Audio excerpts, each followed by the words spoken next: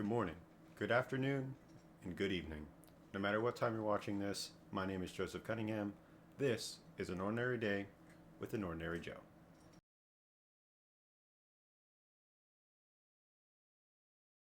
Today we will be discussing America's fast-paced plummet towards fascism, with its First Amendment rights being tested and due process being ignored. It has left many Americans confused and scared for the future.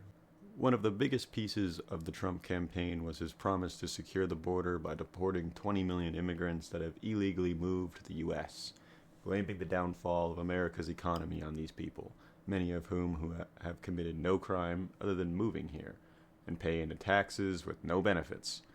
Immigrants are less likely to commit crimes than American citizens, due to the increased risk that they take when doing so. And as much as I would love to show you my data for this claim, the government has decided to shut down this website and its data. Trump continued to promise to remove immigrants from the country, and then in an attempt to please the Zionist group of his base, began to threaten to remove those protesting the ongoing genocide in Gaza, specifically saying, "One thing I do is, any student that protests, I throw them out of the country. You know there are a lot of foreign students.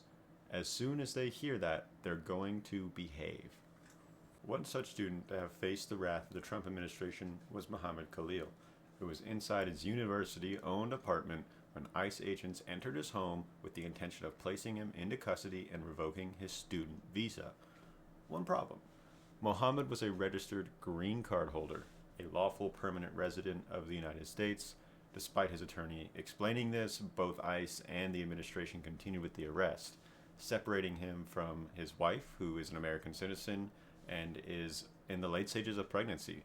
Muhammad had been a leading figure in the protests against the ongoing genocide in Israel that took place at Columbia University.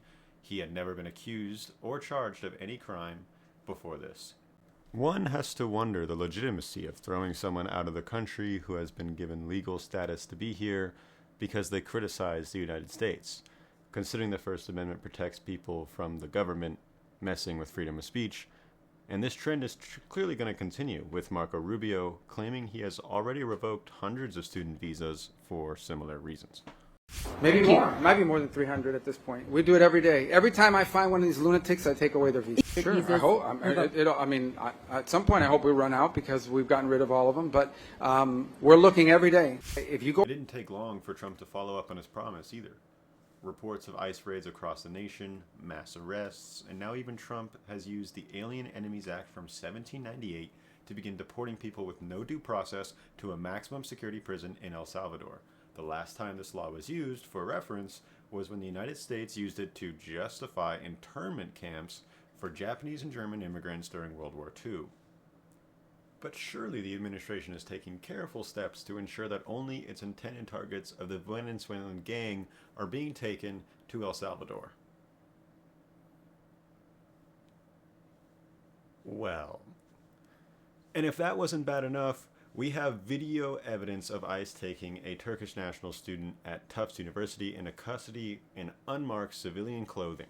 ICE then quickly and quietly moved her to 3 separate locations in 3 different states, which conveniently have lesser restriction for punishment on migrant crime than her place of arrest in Boston. Judges have attempted to stop the Trump administration's unconstitutional policies and deportation plans.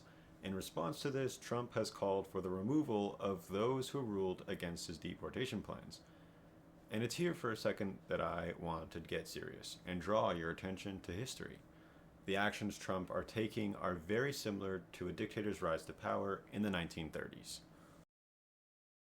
Adolf Hitler, in his rise to power, promised great change and great progress, all while attempting to blame the reasons for Germany's struggles on the world and the groups of people that made it up. Hitler's original plan was to deport millions of Jews and others. It wouldn't be until January of 1942 at the Wannsee Conference, 9 years after Hitler was first elected, that the final solution would be implemented. This, after years of imprisonment and deporting, had proven to be too expensive.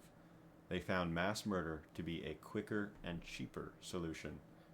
He would fire or even kill judges who attempted to rule against him, even sending letters to direct judges to use specific language when addressing Jews and other target groups. While I am not claiming that the administration is wanting to or capable of escalating things to that point, it is important to remember and learn from history and its patterns.